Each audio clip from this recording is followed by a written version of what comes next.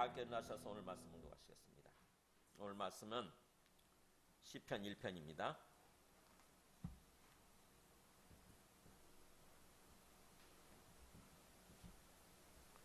신약 구약 페이지 805쪽 시편 1편 1절에서 6절까지 저와 여러분이 한 절씩 교독하시겠습니다. 복 있는 사람은 악인들의 꾀를 따르지 아니하며 죄인들의 길에 서지 아니하며 오만한 자들의 자리에 앉지 아니하고 오직 여호와의 율법을 즐거워하여 그의 율법을 취하로 묵상하는도다.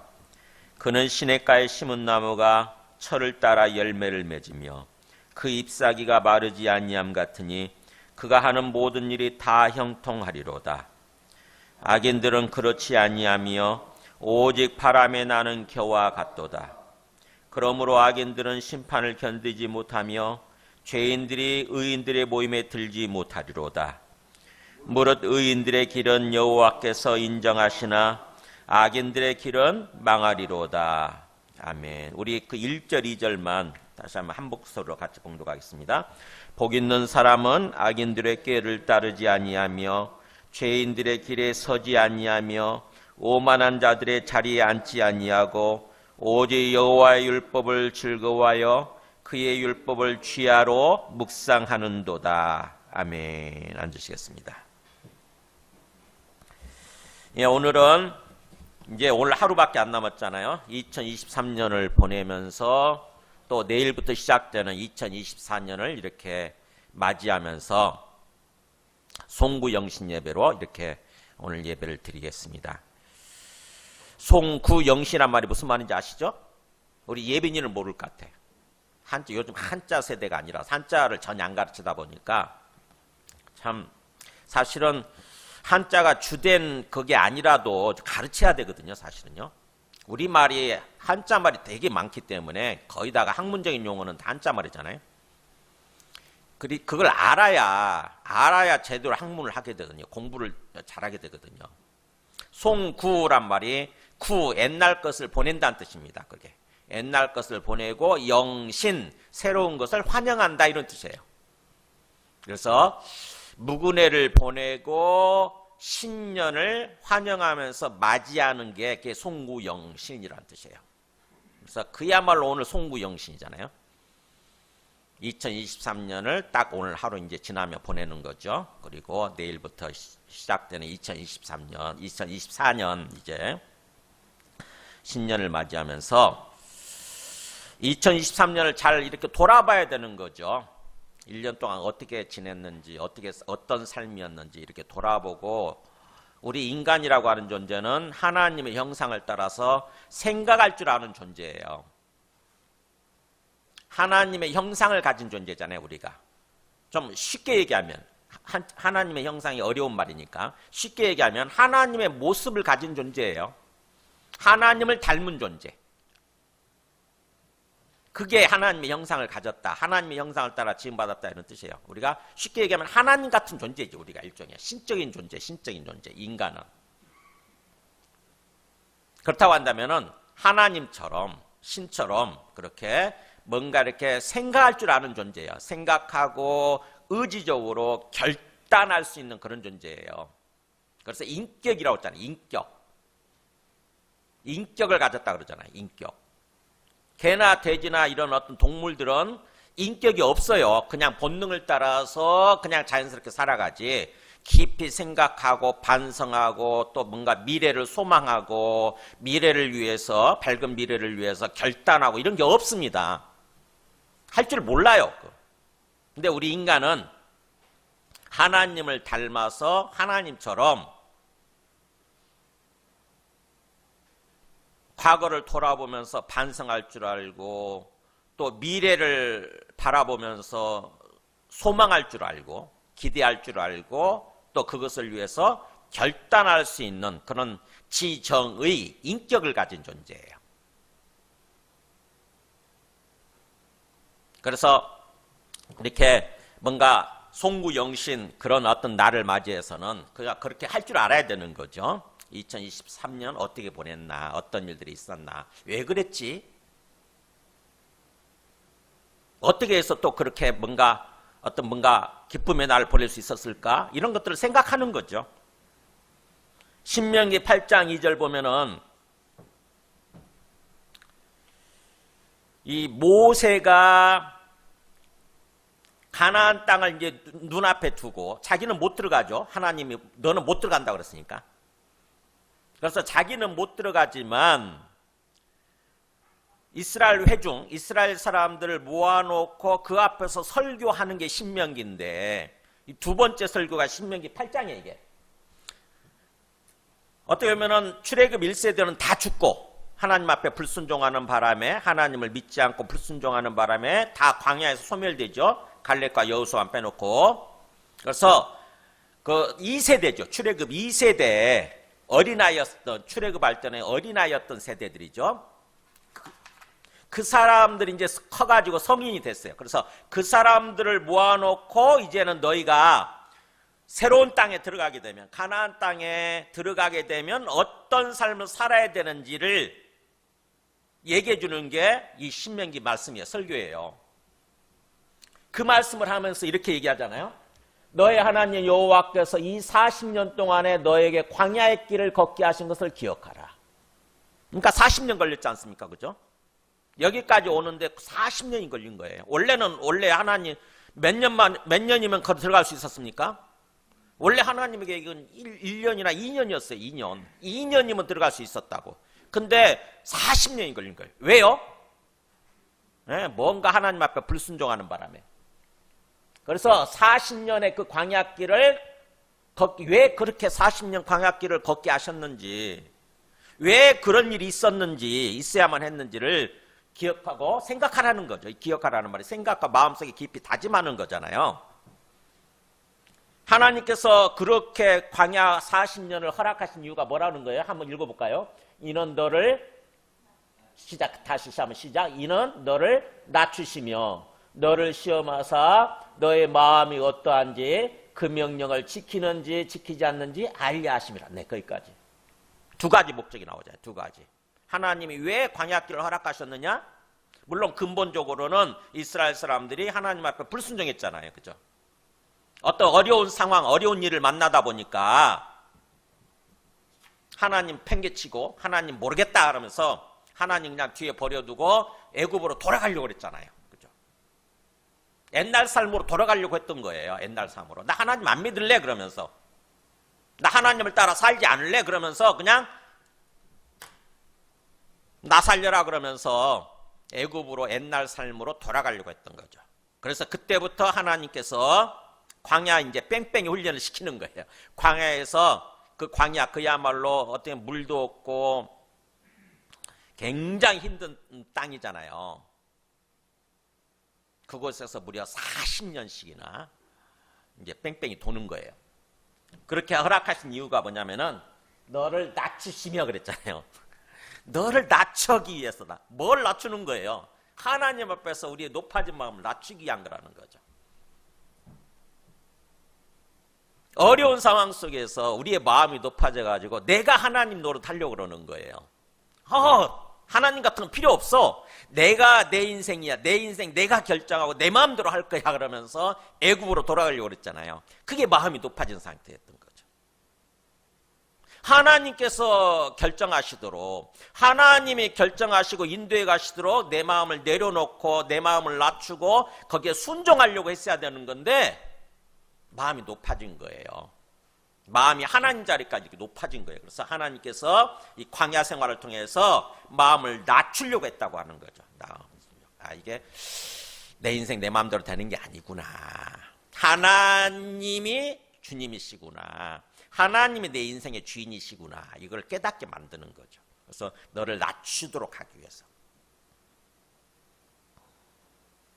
그러니까 우리가 2023년을 보내면서 우리가 어떤 어려운 일, 내 뜻대로 안 되는 일들 그런 것들을 만났다고 한다면은 그런 상황이 있었다고 한다면은 바로 뭐예요? 하나님께서 그걸 허락하신 것이고 허용하신 거고 하나님의 목적은 뭐냐면 숨은 뜻은 우리 마음을 낮추기 위한 거예요.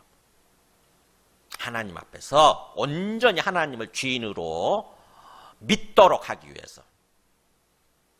그 다음에 또 두 번째 목적이 뭐냐면은 너를 시험하사 너의 마음이 어떤지, 그래서 그 명령, 하나님의 말씀을 지키는지 않는지 알기 위해서다. 뭐예요? 하나님께서 시험이란 말이 테스트한다는 뜻도 있고 그 다음에 단련시킨다는 뜻도 있어요. 어떤 상황 속에서도 우리가 하나님의 말씀을 지키고 살아야 되는데, 순종하면서 살아야 되는데, 그걸 알도록 하기 위해서, 또 그것을 깨닫도록 하기 위해서 그렇게 했다고 하는 거죠. 테스트하기 위해서, 우리 마음을 단련시키기 위해서. 그러니까 아무리 어려운 상황 속에서도 하나님의 말씀에 순종하고 하나님 말씀대로 살아가려고 해야 되는 거예요. 하나님의 목표는 그거예요. 우리를 향한 하나님의 목표는. 그러도록 하기 위해서 이 두 가지 목적이었던 거죠. 그러도록 하기 위해서 광야 40년을 하나님께서 허락하시고 그걸 지켜보셨다고 하는 거죠. 그러면서 그렇게 너를 낮추고 그렇게 너를 낮추시며 너를 또 굶주리게 하시면, 광야 생활하면서 먹을 게 있겠습니까? 그러니까는 때로 굶주릴 때도 있었고 목마를 때도 있었고 굉장히 힘들었던 삶이죠. 힘들었던 기간인데, 그렇게 하시면서도 뭔가 하나님께 채워주신 이유가 뭐냐면은, 사람이 떡으로만, 같이 읽을까? 시작. 사람이 떡으로만 사는 것이 아니요 여호와 입에서 나오는 모든 말씀으로 사는 줄을 너가 알게 하려 하심이니라. 뭐예요? 하나님의 그 강야 40년 동안 하나님께서 그래도 또 우리 목숨 부지하게 해주시고 인도해 주신 이유가 뭐예요? 그걸 뭘 깨닫도록 하기 위해서, 사람이 인생이라고 하는 게 떡으로만 사는 게 아니구나. 떡이 뭐겠어요? 육체적인 양식이에요. 우리 밥이지, 밥. 사람이 밥으로만 사는 게 아니고 뭐예요? 하나님 입에서 나오는 말씀으로 사는 거다, 인생이라고 하는 것은. 그러니까 어떻게 보면 영적인 삶을 사는 거죠. 우리 영혼이 살아가는 거예요, 영혼이. 그러니까 육체적인 생명만 있는 게 아니고, 육신의 생명만 있는 게 아니고 우리 영혼의 생명 있잖아요. 사실은 그게 본질이고 그게 주된 것이 되죠. 인간이라고 하는 존재는 영혼을 가진 존재라서, 영혼이 살아있어야, 영이 살아있어야 우리 육체적인 생명도 건강한 삶을 살 수 있는 거죠. 그걸 깨닫도록 하기 위해서 광야 40년 동안 하나님께서 의도하셨다고 하는 것이죠. 어떻게 보면은 이스라엘 사람들한테 주시는 그런 말씀이지만, 출애굽시한테 주시는 말씀이지만 바로 우리한테 주시는 말씀이기도 해요. 2023년을 돌아보면서 여러 가지 그야말로 다사다난하다 그렇게 표현하잖아요. 일도 다사다난, 그것도 한자 말이네. 다사다난, 일들이 많고 그 다음에 다난, 어려움도 많았다 이런 뜻이에요. 여러 가지 일들도 많고 어려움도 많았던 그런 2023년을 돌아보면서 하나님 앞에서 이렇게 뭔가 돌아보면서 생각할 줄 알아야 되는 거죠. 아, 하나님의 의도가 여기에 있었구나. 우리 인생이라고 하는 것은 떡으로만 사는 게 아니고, 밥만 먹고 배불러야 사는 게 아니고, 우리 영혼이 밥을 먹어야 되는 거죠. 영혼이 말씀을 먹고 영혼이 살아야 되는 거구나. 영혼이 건강하고 주님의 은혜로 충만해야 진정한 우리의 삶이 참으로 또 뭔가 이렇게 건강하고 형통하고 복된 삶이 되는 거구나. 복된 삶을 살아갈 수 있게 되는 거구나. 이렇게 깨달아야 되는 거죠. 그게 송구 2023년을 보내면서 생각해야 되는 그런 말씀입니다. 그러면서 이제 오늘 뭔가 내일부터 시작되는 2024년을 위해서는 오늘 말씀을 주십니다. 시편 1편. 참으로 이 그 1절에 보면은 복 있는 사람은 이런 말 나오잖아요. 이 복 있다는 말이 아쉬레 그래가지고 영어로 해피에 해피. 행복한 사람은 이런 뜻이에요. 행복한 삶을 살아가는 사람들은 이런 뜻입니다. 그 해피, 아쉬레의 원어가 뭐냐면은 동사, 항상 동사에서 출발하거든요. 이 히브리어는. 그리고 히브리어 동사는 세 글자로 항상 이루어져 있습니다. 참 신기하게도. 그래서 아사르라고 하는 그 단어인데, 아쉬레 그 동사가 아사르 그런데 제가 써놨죠. 우리 그 주보에도. 무슨 뜻이냐면은 곱게 쭉 뻗어가다 이런 뜻이에요. 곱게 뻗어가다, 그 다음에 그래서 형통하다 이런 뜻입니다. 그러니까 복 있는 이란 말의 원뜻은 뭐예요? 곱게 뻗어가는 삶을 사는 사람인 거죠. 형통한 삶을 사는 거예요. 그런 삶을 살려면은 어떻게 해야 된다고 하는 말씀을 주시는 것이 오늘 말씀입니다. 그래서 1절에 보면은 소극적으로 뭔가 우리가 하지 않아야 될 것들 이렇게 말씀하고 적극적으로 또 취해야 될 말씀을 또 2절에서 주지요. 그러니까 우리가 버릴 것 과감하게 결단하고 버려야 되는 것을 1절에서 얘기하고 그런 다음에 2절에서는 적극적으로 우리가 또 취해야 되는 거죠. 그래서 이 오늘 말씀을 본격적으로 나누기 전에 이 오늘 말씀과 관련된 동영상 우리 그 조혜련 씨 아시죠? 개그우먼 조혜련 씨 간증을 한번 잠깐 보도록 하겠습니다.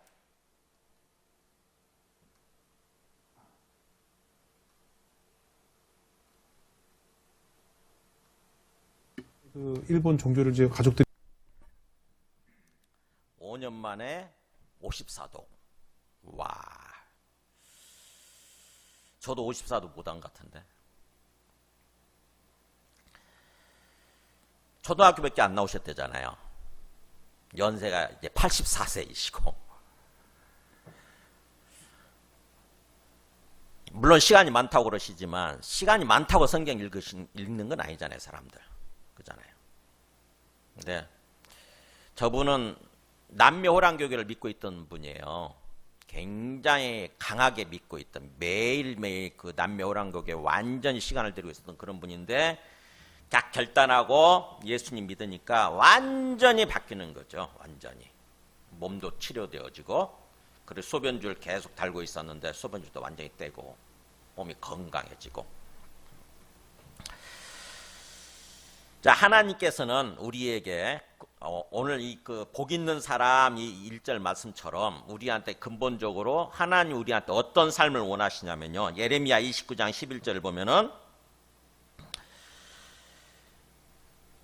보세요. 여호와의 말씀이니라 너희를 향한 나의 생각을 내가 아나니 평안이요 재앙이 아니니라 너희에게 미래와 희망을 주는 것이니라 이런 말 나오잖아요.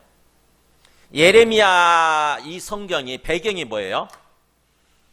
지금 이스라엘이 멸망했잖아요. 이스라엘이 멸망하고 바빌론으로 끌려간 상태 아닙니까? 바빌론 포로가 바빌론 우리 역사를 배우다 보면 바빌론 유수 그런 말 쓰잖아요. 바빌론의 포로가 돼가지고 지금 바빌론에서 살고 있는 사람들 그 사람들을 향해서 주시는 말씀이 이런 말씀이에요. 그러니까는 이스라엘 어떻게 사람 민족 그 사람들 입장에서 보면은 엄청난 어떤 재난 가운데 어려운 가운데 있는데 그 재난과 재앙을 하나님께서 허락하신 이유가 뭐냐 나오잖아요. 너희를 향한 나의 생각은 근본적으로 뭐예요? 평안, 재앙이 아니라 평안을 주려고 한다고 하는 거죠. 샬롬을 주고자 한다는 거예요. 평안이 샬롬이 샬롬.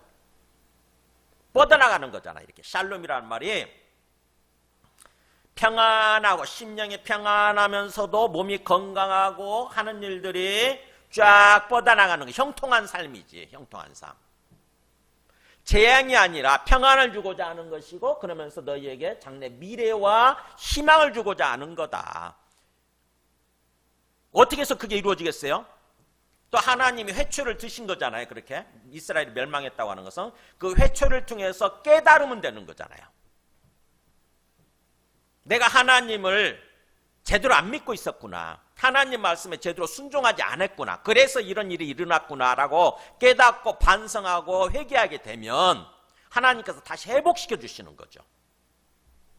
그것을 위해서 그래서 그걸 통해서 궁극적으로 우리가 그걸 깨닫게 되고 똑바로 삶을 살아가게 되면 희망을 갖게 되고 미래 밝은 미래를 갖게 되고 그 다음에 또 평안을 갖게 된다고 하는 거잖아요. 그래서 하나님께서 궁극적으로 우리에게 원하는 것은 원하시는 어떤 그런 삶은 바로 이렇게 형통하고 복된 삶입니다. 일시적으로 우리가 하나님의 어떤 그 징계를 받고 회초리로 매를 맞고 그래서 우리가 아프고 힘든 삶을 시간을 보낸다 할지라도 하나님께서 궁극적으로 우리에게 원하시는 삶, 하나님께서 소망하고 바라시는 그런 삶은 형통하고 복된 삶이에요. 그런 삶을 살아가도록 하기 위해서 때로 이렇게 징계를 허락하시는 거죠. 그래서 이렇게 하나님께서 그런 삶을 위해서 이 말씀을 주시는 거예요. 시편 1편에 복 있는 사람은 이렇게 복 있는 형통하고 복된 삶을 살아가려면 이런 뜻이에요. 먼저 피해야 되는 것이 바로 뭐냐, 우리가 버려야 되는 거죠. 과감하게 결단하고 버려야 되는 것이 바로 뭐 악인들의 길을 따르는 거, 죄인들의 길에 서는 거, 오만한 자들의 자리에 앉는 거. 찬찬히 생각을 해보세요. 그러면은 점점 더 뭔가 내용이 강해지고 세지고 있다고 하는 걸 느끼십니까? 점층법이에요. 점층법. 악인들의 꾀를 따르는 거. 꾀가 뭐죠? 생각이에요. 생각. 아이디어. 악인들의 생각을 따르는 거, 그 다음에 또 오만한 죄인들의 길에 서는 거. 죄인들의 길이 뭐냐면은 바로 행위예요. 행위. 그러니까는 생각에서 행위로 이제 발전하는 거죠. 생각에서 길에 서는 거, 행위를 따르는 거. 그 다음에 또 오만한 자들의 자리에 앉는 거. 자리가 뭐겠어요? 아예 주저앉는 거잖아요. 그러니까 뭐예요? 이거는 습관이에요. 습관. 악인들은 어떻게 보면 하나님을 믿지 않고 경건한 삶을 살아가지 않은 사람들을 얘기하고 가볍게, 죄인들은 본격적으로 그 영혼이 하나님을 아예 부인하는 자예요. 하나님 부인하는 자. 그게 죄죠. 죄. 하나님을 부인하고 거부해버리는 거. 그 다음에 오만한 자는 좀 더 하나님을 비난하는 자예요. 입을 삐죽거리면서 조롱하고 막 그런 사람들, 그게 오만하다 뜻이에요. 조롱하다 원래. 그러니까 점점 발전하는 거죠.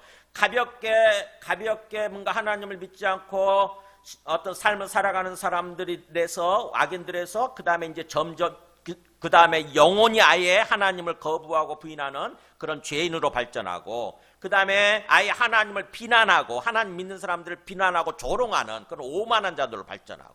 이거 점층법이잖아요.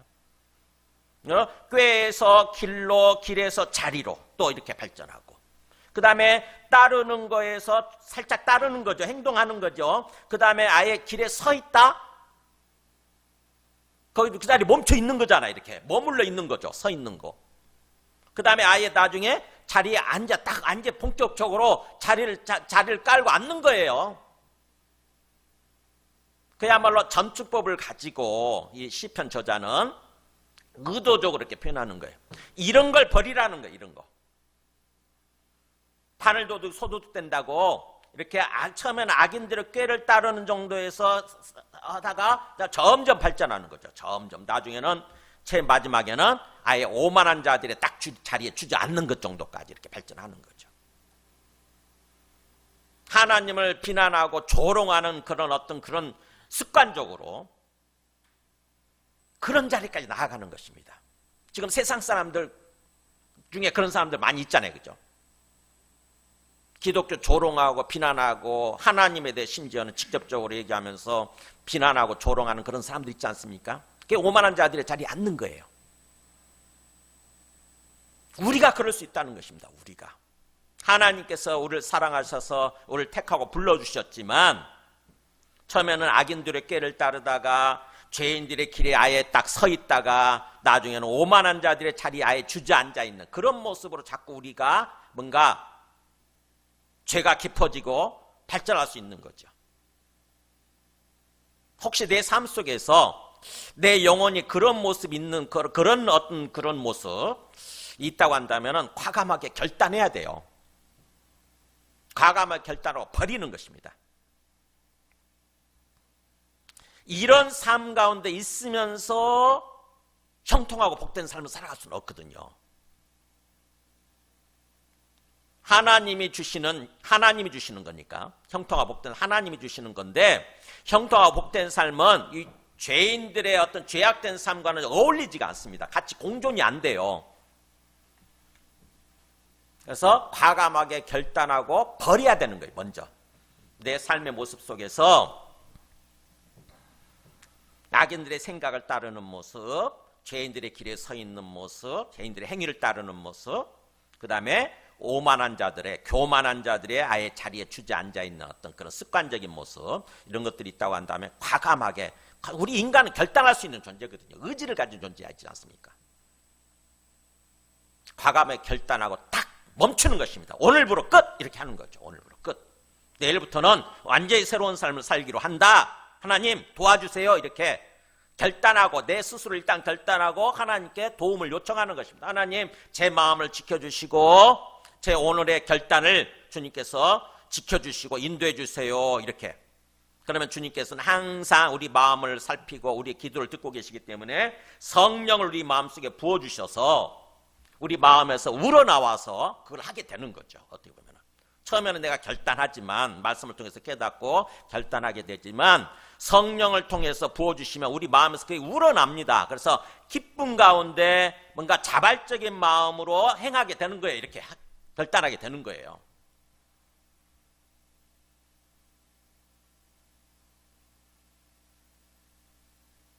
우리 스스로가 사실은요, 가만히 보면은, 저도 이렇게 돌아보면은, 우리 스스로가 죄를 포기하지 않고 그 죄악된 어떤 삶을 내가 스스로 뭔가 환영하면서 그걸 즐기고 있다는 그런 생각을 하게 됩니다. 내가 스스로 원해서 즐기고 있는 거예요, 그거를. 그걸 결단하고 뭔가 과감하게 결단하고 딱 끊어야 되는 거죠. 그 다음에 그렇게 끊어버리고 적극적으로 우리가 취해야 되는 것이 2절이에요. 오직 여호와의 율법을 즐거워하여 그의 율법을 주야로 묵상하는 것. 하나님의 여호와의 율법, 하나님 말씀이에요. 하나님의 말씀을 즐거워하여 그의 기쁨으로, 자기의 기쁨으로 삼고, 이런 뜻이에요. 하나님의 말씀을 나의 기쁨, 나의 즐거울거리, 나의 즐거움거리로 삼는 것입니다. 나의 오락으로 삼는 거예요. 어떻게 보면은 다른 것은 세상적인 것들을 우리는 오락으로 삼고 살잖아요. 지금 현재 오락이란 말이 그런 뜻 아닙니까? 그죠? 즐기는 거거든요. 그게 오락이란 말이 즐기는 거. 근데 세상 그런 것들을 즐기는 것이 아니라 즐거움거리로 삼는 것이 아니라 하나님의 말씀을 즐거움거리로 삼는 거예요. 그러면서 하나님의 말씀을 주야로 묵상하는 것입니다. 주야로 하면은 밤낮으로 항상 이런 뜻이에요. 밤낮으로 항상 묵상하는, 묵상한다는 말은 잊고 깊이 생각하는 거죠. 원래 읊조리다 뜻인데 읊조린다는 거예요. 그러니까 우리 말씀, 마음을 입술로 계속 되뇌이는 거죠. 마치 소가 되새김질하듯이. 말씀을 막 읽고 그 다음에 계속 마음속으로 생각하면서 입술로 계속 되뇌이는 거예요. 자연스럽게.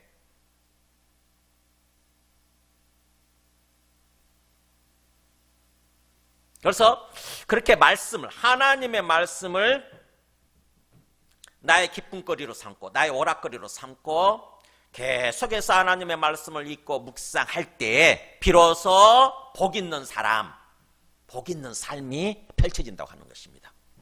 형통하고 복된 삶을 살아갈 수 있게 된다고 하는 거예요.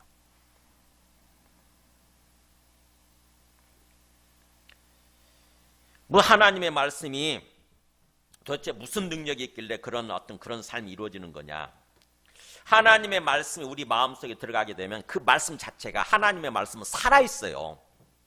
우리가 이렇게 하나님의 말씀 글자로 써져 있다 보니까 이게 무슨 어떤 다른 문서 어떤 그런 책하고 똑같다고 이렇게 생각할지 모르지만 하나님의 말씀을 우리가 읽고 마음속에 담게 되면 하나님의 말씀은 살아있습니다. 하나님께서, 위에 살아계신 하나님께서 이 말씀을 살아있도록 뭔가 움직이도록 역사해 주세요.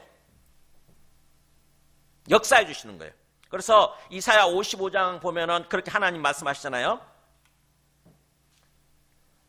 보면은 피와 눈이 하늘로부터 내려서 그리로 되돌아가지 않냐고, 그죠? 피와 눈이 하늘로부터 내려와서 그리로 되돌아가지 않냐고, 땅을 적셔서 소출이 나게 하며 싹이 나게 하여 파종하는 자에게는 종자를 주며 먹는 자에는 양식을 준 것 같이.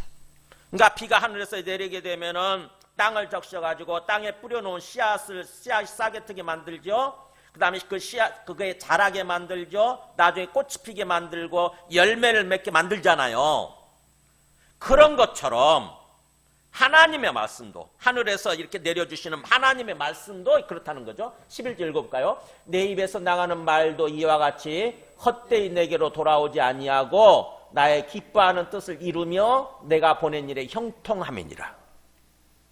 하나님의 말씀도, 하나님 입에서 나오는 모든 말씀, 이 성경이 하나님의 말씀이에요. 하나님이 주신 말씀이라고. 물론 사람을 통해서 주신 말씀이지만, 사람이 기록했으니까 사람 마음속에 하나님이 말씀 주셔서 사람이 기록한 거거든요. 그런데 이건 하나님의 말씀이에요. 이 하나님의 말씀도 헛되이 돌아오지 않는다는 거죠. 그냥 아무 어떤 열매 없이 아무 성과 없이 그냥 그렇게 돌아가지 않고 반드시 이 말씀들이 이루어진다는 거죠. 나의 기뻐하는 뜻, 하나님이 기뻐하시는 뜻을 반드시 이루게 돼 있다고 하는 것입니다. 말씀도 이루어진다는 거예요. 그래서 내가 보낸 일에 형통함이라. 하나님이 이 말씀을 주실 때는 말씀에 하나님의 뜻이 담겨 있고 하나님의 사명이 담겨 있는 거예요. 내가 보낸 일, 하나님의 사명이잖아요. 하나님이 원하신 일이죠. 하나님이 원하신 일에 반드시 형통하게 이루게 돼 있다고 하는 것입니다. 그래서 그 다음 말씀에 너희는 기쁨으로 나아가며 평안히 인도함을 받게 될 거다. 이 말씀을 통해서 뭐예요? 우리를 기쁨으로 인도하고 그 다음에 우리한테 평안으로 또 인도하고 샬롬을 준다고 하는 거죠. 우리 속에 말씀을 통해서. 그 다음에 뛰어넘어서 이것이 여호와의 기념이 되며 영영한 표징이 되어 끊어지지 아니하리라. 하나님의 기념이, 하나님의 사인이에요. 하나님이 살아계신다고 하는 하나님의 기념이 되고 하나님의 징표, 하나님의 사인이 되고 그 다음에 영영한, 영원한 표징이 될 거다. 그러니까 하나님의 말씀을 통해서 계속해서 그런 일이 일어난다고 하는 것입니다. 아, 진짜로 하나님의 말씀을 마음속에 담았더니, 잊고 담았더니 뭐예요? 놀라운 일이 벌어지는 거예요. 그래서 그것을 통해서 더욱더 우리가 알게 되는 거죠. 아까 조혜린 씨 그 어머니처럼 진짜로 하나님이 살아계시는구나. 진짜로 이 말씀이 하나님의 말씀이구나. 이걸 깨닫게 되는 거예요. 알게 되는 거예요. 말씀을 읽었을 뿐인데 어떻게 몸이 치료가 되는 거지? 근데 그 일이 일어났잖아요. 사실은 마음이 치료되면서 영혼이 치료되면서 몸이 치료되는 건데 그런 일이 일어나는 거죠. 우리 영혼이 치유되고 회복되면서 제자로 돌아오는 거죠. 원래대로 하나님이 창조하실 때처럼.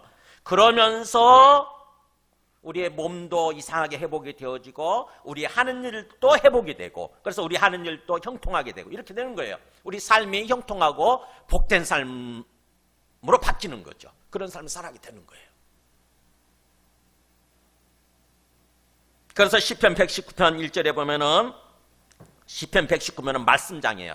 성경 말씀장. 전체가 성경에서 제일 긴장이 어떤 거예요? 시편 119편이에요.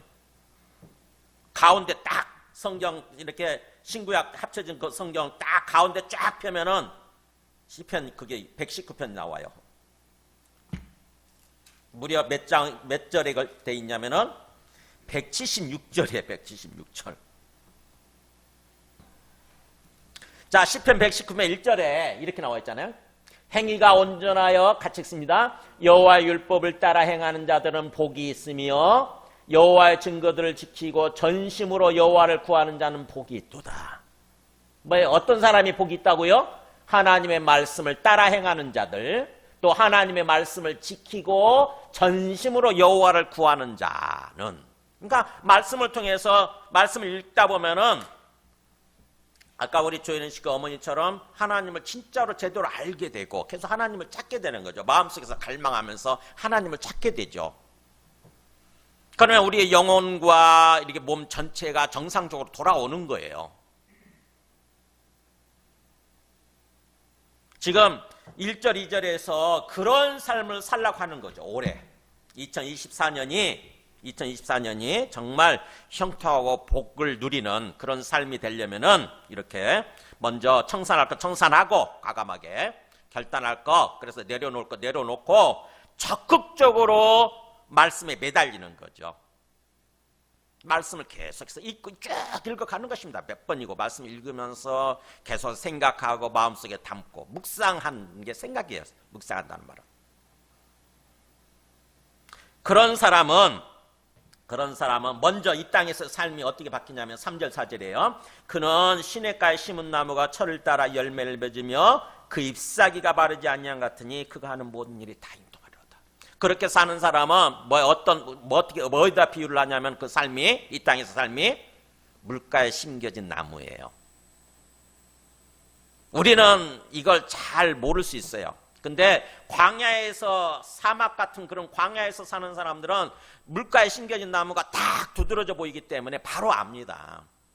다른 나무들은 잘 자라지도 않고 뭔가 이렇게 거의 말라 죽어가는 그런 모습이라고 한다면은 물가에 심겨진 나무는 싱싱하고 잘 자라는 거예요.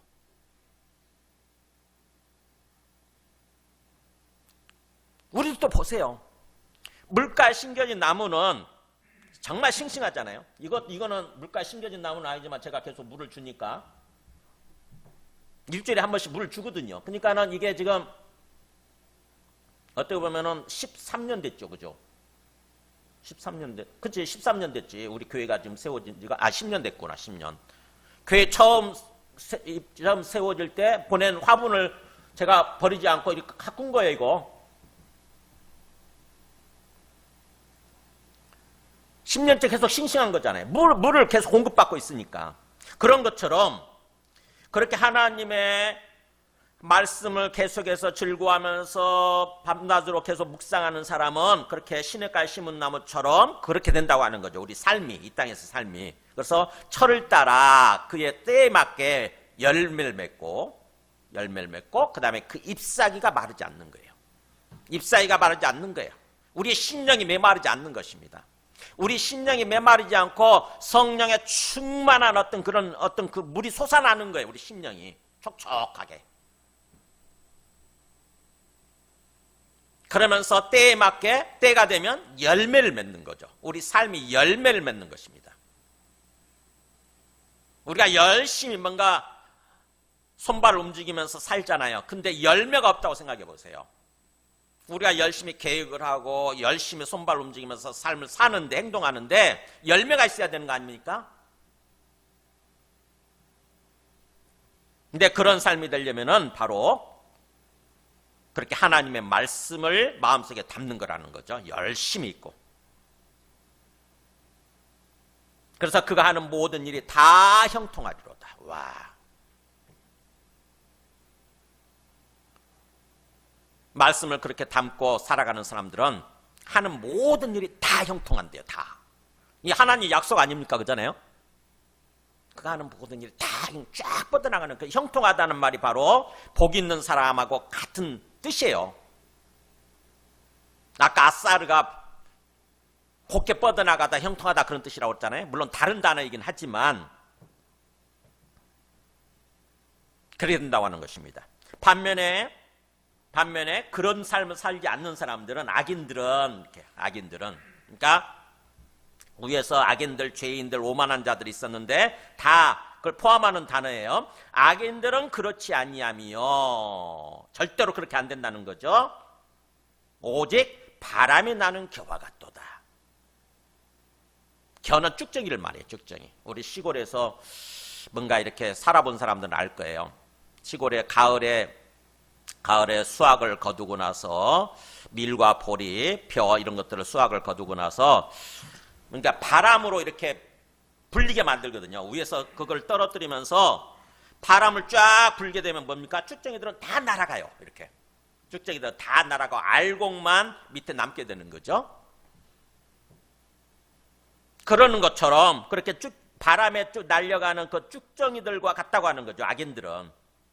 하나님의 말씀이 없고 계속해서 뭔가 잘못된 삶, 죄악된 삶을 살아가고 있는 사람들은 바람에 나는 겨와 같도다. 바람이 내몰고 가는, 바람이 몰고 가는 그런 쭉정이와 같도다. 그러니까 한때 어떻게 보면 일시적으로 뭔가 우리와 똑같이 뭔가 차이가 없이 잘 나가는 것 같지만 한순간 일순간에 잘 나가는 것처럼 보일 수 있어요. 그러나 한순간에 바람이 불면 한순간에 쫙 하고 훅 불어 사라지는 거죠. 없어져요. 이 바람은 심판의 바람이라고 생각하면 됩니다. 하나님께서 심판하시면 순간적으로 딱 없어지는 거예요. 이게 이 땅에서의 삶의 모습이에요. 그러면서 이제 5절, 6절 보면은 또 영원히 그것이 이런 삶이 영원으로 이어진다고 하는 것을 얘기합니다. 5절에 보면 그런 악인들은 심판을 견디지 못하며 이 심판이 최후 심판이에요. 나중에 우리가 주님 재림하실 때 우리 모두가 부활해가지고 최후 심판을 받잖아요. 그죠? 하나님 앞에 서서 심판장이신, 재판장이신 하나님 앞에 서서 최후 심판을 받지 않습니까? 거기서 영원한 삶이 결정이 되잖아요. 그래서 죄인들이 의인들의 모임에 들지 못하리로다. 이 의인들의 모임 뭐예요? 구원받은 사람들이죠. 구원받은 사람들, 즉 천국에서 천국에 들어가지 못하리로다 이런 뜻이에요.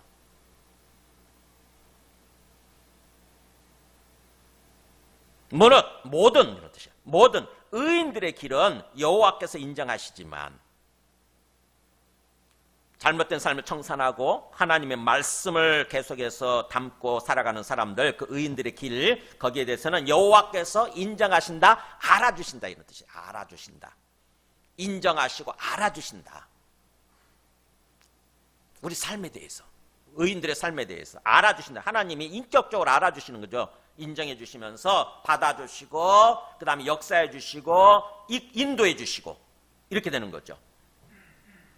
그러나 악인들의 길은 망하리로다. 딱 선언이죠. 단정적으로 얘기하시죠. 악인들은 무조건 멸망하는 거예요. 영원한 사망. 요한계시록식으로 얘기하면은 불타는 불못 속에 들어가게 되는 거죠. 둘째 사망 속으로 들어가게 되는 거예요. 그래서 이렇게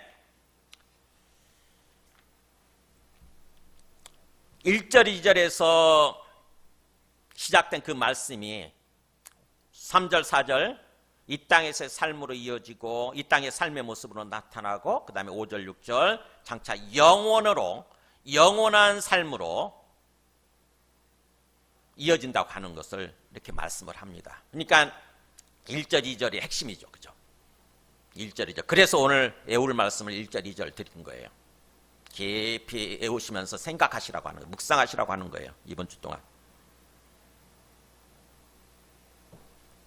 다시 한번 우리가 하나님께서 나에게 원하시는 삶이 어떤 것인지를 먼저 우리 마음속에 생각하고 깨닫고 마음속에 담고 있어야 돼요.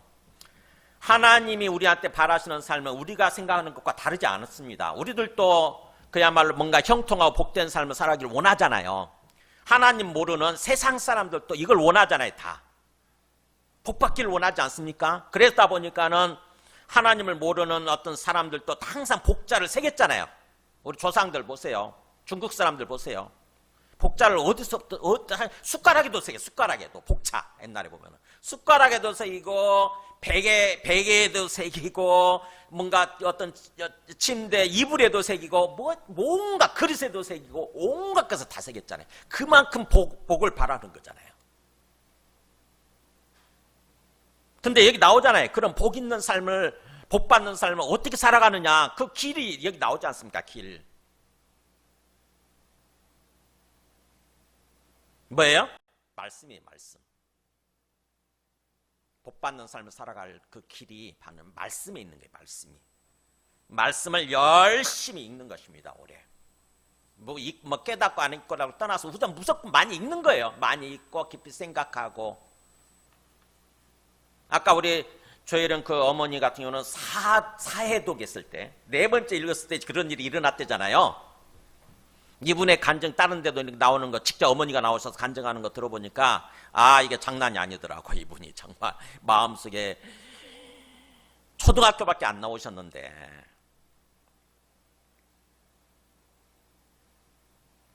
시편 19편 7절에 보면은 하나님의 말씀이 어떤 우리한테 유익을 주느냐 여호와의 율법은 완전하여 영혼을 소성시키며 그러잖아요. 우리 영혼을 살린다는 거죠. 소성시킨다는 말이 우리 영혼을 살려요. 일단 말씀이 들어가면. 그래서 말씀은 영혼의 양식이거든요. 말씀은 영혼의 밥이다고. 영혼의 밥, 영혼의 양식. 말씀이 들어가면 우리 영혼이 살아나요. 일단. 그 다음에 여호와의 증거는 확실하여 우둔한 자를 지혜롭게 하며, 어리석고 멍청하고 그런 사람을 뭐예요? 지혜롭게 만들어주는 거예요. 우리 지능이 높아져요. 어떻게 보면은. 왜요? 창조주 하나님의 말씀이기 때문에 온 세상을 어떻게 창조하셨는지, 어떻게 이끌어가고 계시는지 그 창조 섭리를 깨닫게 되거든요. 세상이 돌아가는 이치를 깨닫게 된다고, 말씀을 통해서. 그래서 말씀이 마음속에 가득한 사람들은요, 정말 지혜로워져요. 정말 지혜로워집니다. 지능지수가 어떻게 보면은 확 높아져요. 삶의 지능지수가.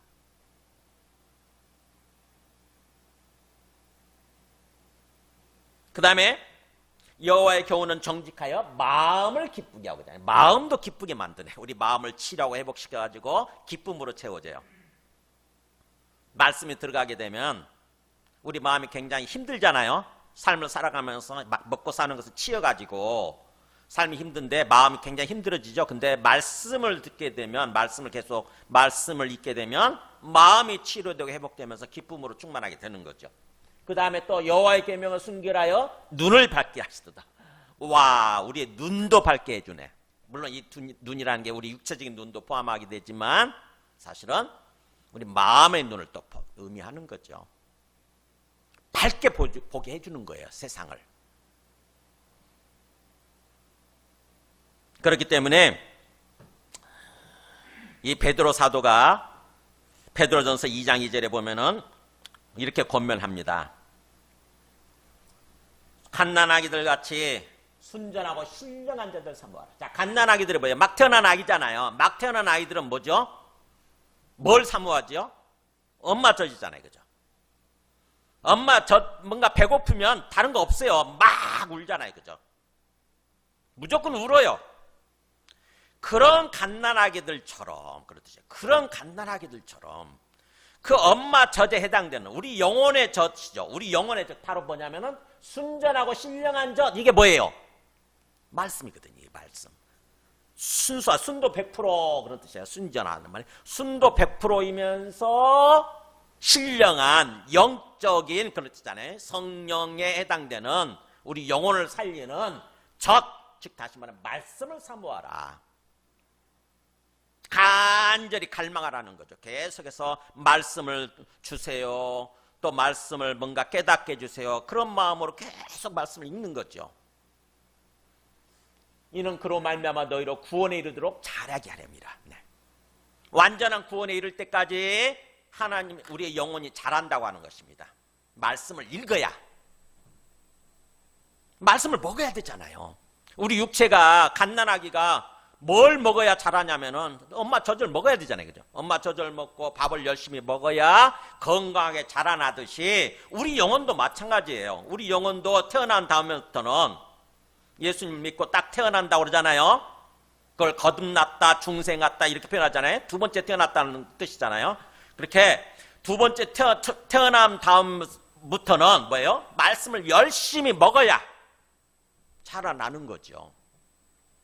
많은 사람들이 태어난 지 몇 년이 흐르고 수십 년이 흘렀음에도 불구하고 그 영혼이 자라나지 않고 제자리에 갓난아기 상태로 계속 머물러 있는 사람들이 있어요. 왜요? 말씀을 안 먹었기 때문에 그래요. 그래서 어린아이 짓 하면 사는 거죠, 계속해서. 시간은 많이 흘러서 성인인데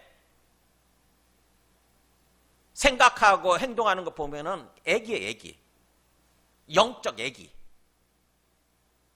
아무것도 몰라, 아무것도. 그러니까 뭐예요? 그걸 좀 그렇게 되면은 형통하고 복된 삶이 되겠어요? 영적으로 뭔가 성장해야 되고 성숙해져 가야 되고 진보가 있어야 되고 발전이 있어야 되는 거죠. 그래서 사도 바울은 디모데한테도 말씀을 열심히 읽고 묵상하는 것에 창념해라 그래요. 그래야 너의 영적인 진보가 있게 되고 발전이 또 적용 차원에서 말씀을 하잖아요. 12장 1절부터. 근데 2절에 이렇게 나오는 거죠. 너희는 이 세대를 본받지 말고, 이 세상 사람들이에요.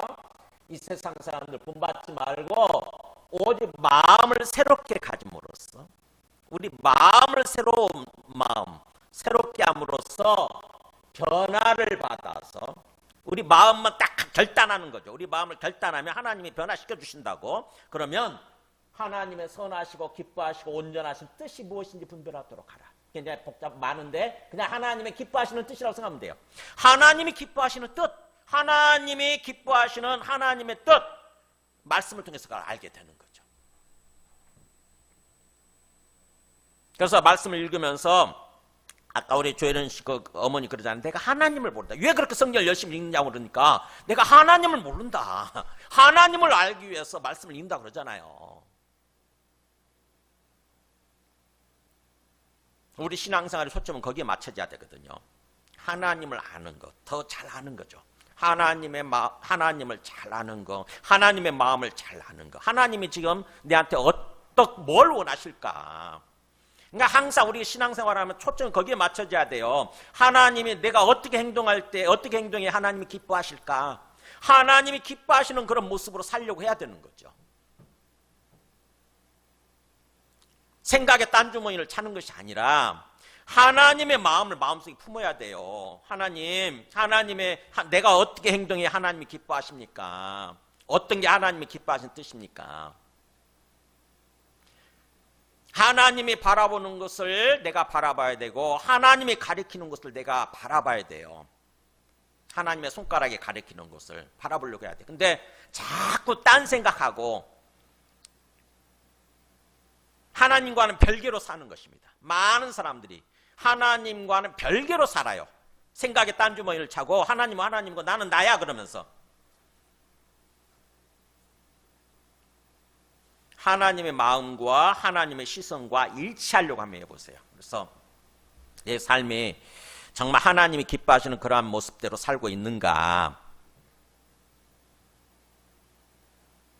말씀을 통해서 그걸 깨달아야 되는 거죠.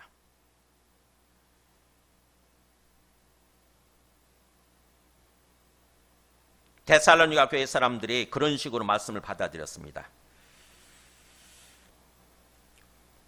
데살로니가 교회를 향해서 사도 바울이 뭐라고 평가하나 보세요. 너희가 우리에게 들은 바 하나님의 말씀을 받을 때 사람의 말로 받지 아니하고 하나님의 말씀으로 받음이니 진실로 그러하다. 뭐라고 그러세요? 사도 바울이 가서 열심히 하나님의 말씀을 들려줬더니 그 사람들이 그 말씀을 들을 때 이거는 인간 바울이 전하는 말이 아니라, 인간 바울의 말이 아니라 하나님의 말씀이구나라고 받아들였다는 것입니다. 하려고 했던 거예요. 목회자인 저도 그렇습니다. 저도 저의 생각 전하려고 하지 않아요. 절대로. 그 의미가 없거든요. 오직 하나님의 말씀만을 제대로 전하려고 저는 거기다 초점 맞추고 노력을 합니다.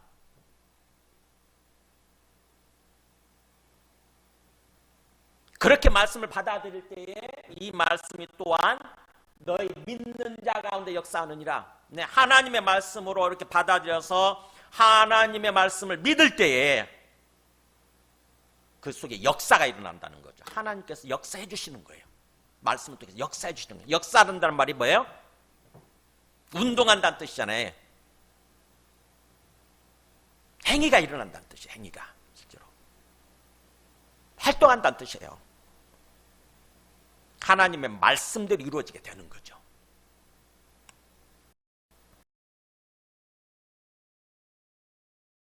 믿은 지 한 달밖에 안 된 사람들이에요. 그런데도 불구하고 이렇게 평가가 되는 거죠. 이 데살로니가 교회 사람들도 참 훌륭한데 더 이 사람들보다 더 말씀에 있어서, 말씀을 대하는 데서 더 훌륭했던 사람이 있어요. 사도행전 17장 11절에 보면은 누굴까요? 네, 베레아 사람들이. 베레아. 우리 근데 베레아서는 없네, 성경에. 아마 없어요. 썼는지 어떤지는 모르지만 없어. 근데 이렇게 평가가 되고 있어요. 베레아에 있는 사람들은 데살로니가 있는 사람들보다 더 너그러워서, 옛날 번역은 뭐라고 돼 있어요? 더 신사적이어서. 즉 다시 말하면 마음이 젠틀하다 이런 뜻이에요. 마음이 온유하고 그런 뜻이에요. 온유해서. 그러니까는 있는 것도 받아들인 거죠. 부드러운 마음으로 온유한 마음으로 말씀을 받아들여서 간절한 마음으로 말씀을 받고 있잖아요. 그냥 받아들인 게 아니에요. 간절하게 정말 이 하나님 말씀 놓치면 안 되잖아요. 하나님 말씀이면. 그래서 간절한 마음으로 말씀을 받고 그 다음에 거기서 끝나지 않았어요. 이것이 그러한가 하여 날마다 성경을 상고해 있다. 와. 말씀을 받아들인 다음에 말씀을 열심히 읽은 다음에 뭐예요? 이게 진짜 그런 뜻인가? 이게 목사님이 진짜 얘기해 주신 대로 진짜 그런 뜻인가를 놓고 깊이 날마다 상고라는 말 한자 말이 무슨 말이에요? 자세할 상자예요. 고찰할 고자예요. 자세히 고찰했다. 깊이 생각했다는 뜻이에요. 깊이 살펴보고 고찰한 거 뭐예요? 묵상한 거예요. 이게 그런 뜻인가? 앞뒤 문맥도 살펴보고 앞뒤 문맥도 살펴보고 진짜 그런 뜻 있나? 그런 뜻인가 하고 깊이 생각했다는 것입니다. 그랬더니 이제 놀라운 역사가 일어나죠. 자연스럽게 믿는 사람들이 많아지죠. 믿는 사람이 많아지고 자연스럽게 말씀을 받아들이게 되고 믿게 되는 거죠. 그러다 보면 삶이 이제 역사가 일어나는 거죠. 이게 말씀에 대한 우리의 기본 태도가 이래야 돼요. 말씀을 정리합니다. 올해 우리 모두가 형통하고 복된 삶, 2024년 형통하고 복된 삶을 살아가기를 원하는데 그 키가, 핵심 키가 어디에 있냐면 말씀에 달려 있습니다. 올해 한번 말씀에 대해서 여러분 계획을 세워보세요. 저는 교회적으로 성경 통독을 할 생각이에요. 우리 교회 전체적으로 성경 통독을 하고 그 다음에 성경 통독을 위해서 여러분들한테 도움이 되도록 모든 성경마다 그 어떤 성경을 이렇게 뭔가 안내해주는 어떤 그런 어떤 지도 그게 있는 거죠. 요약 그 말씀을 요약한 거 제가 앞에 이렇게 몇 번 올려놓은 적이 있는데 자 앞에 있고.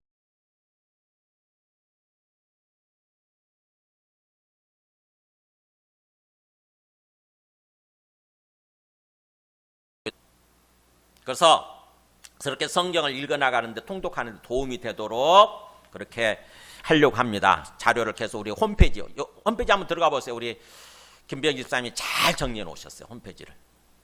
제가 한 설교를 잘 정리해 놓았고 그다음에 이제 그 어떤 그 도움되는 자료, 성경 통독에 도움되는 자료가 계속 이제 올라갈 것입니다. 그 속에.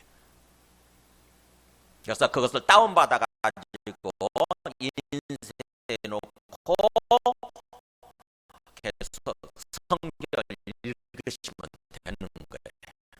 그렇게 성경을 통독하시면서 또 다락방별로 어떻게 보면 다락방별로 아니면 우리 전체 카톡방에서 성경 통독한 거 읽으면서 뭔가 어떤 깨달은 거나 감동받은 거나 아니면 뭔가 잘 모르는 어떤 질문되는 거나 이런 것들을 나누는 그런 도록 그렇게 하겠습니다. 카톡방에서. 그러면 제가 또 질문이 들어오면 그것을 또 이렇게 나눠줄 수 있는 거죠. 그런 식으로 해서 한번 우리가 올해 반드시 성경 통독을 전체에 한번 이렇게 해보도록 하겠습니다. 우리 함께 찬송하고 기도하겠습니다. 찬송가 200장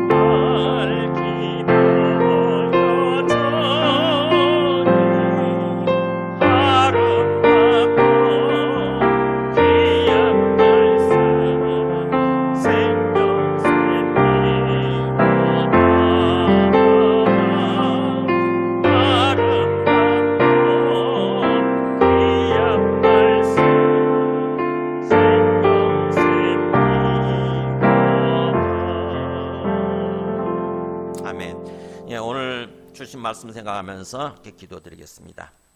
주님, 진정으로 2023년을 돌아보며 또 2024년은 더욱더 참으로 주님 안에서 형통하고 복된 그런 삶이 되기를 원합니다. 그래서 그런 삶이 되기 위해서 오늘 주신 말씀대로 우리가 청산해야 될 것들을 과감하게 결단하고 청산하고 또 오직 주님의 말씀을 적극적으로 읽기를 원합니다. 그래서 올해 참으로 주님의 말씀 마음속에 가득 담음으로써 우리의 심령이 치유되고 회복되고 우리 몸도 치유되고 회복되고 우리의 삶도 형통하고 복된 삶으로 세워지게 하여 주시옵소서. 함께 기도하시겠습니다. 하나님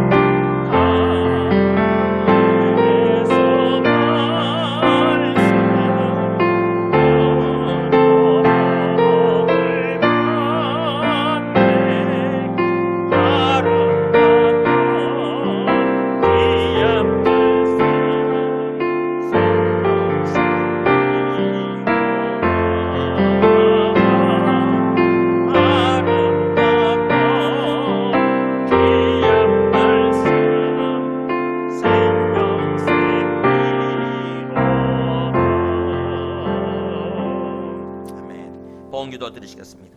이는 받으실 만한 향기로운 제물이요 하나님을 기쁘시게 한 것이라. 나의 하나님이 그리스도 예수 안에서 영광 가운데 그 풍성한 대로 너희 모든 쓸 것을 채우시리라. 하나님 아버지, 오늘 주님께서 주신 말씀대로 우리가 2024년 참으로 형통하고 복된 삶이 되게 하기 위해서 과감하게 청산할 것들을 다 청산하고 오직 주님의 말씀을 우리 마음속에 가득 담기를 원합니다. 그것을 위해서 참으로 올해 말씀을 읽어 나갈 때에 주님께서 우리 마음을 지켜주시고 또 우리를 붙들어 주시고 우리와 동행하여 주시옵소서. 그래서 말씀을 통해서 우리 영혼이 먼저 치유되고 회복되게 하시고 우리 몸도 치유되고 회복되게 하시고 우리의 삶이 참으로 치유되고 회복되어서 형통하고 복된 삶으로 세워지게 하여 주시옵소서. 이렇게 주님 앞에 예배를 드리면서 또 마음의 정성을 따라 예물도 함께 올려드릴 수 있는 은혜를 주시니 감사합니다. 주님의 나라를 위해서 주님의 복음을 위해서 주님께 드렸사오니 주님께서 지켜주시며 주님의 뜻대로 귀하게 사용하여 주시옵소서.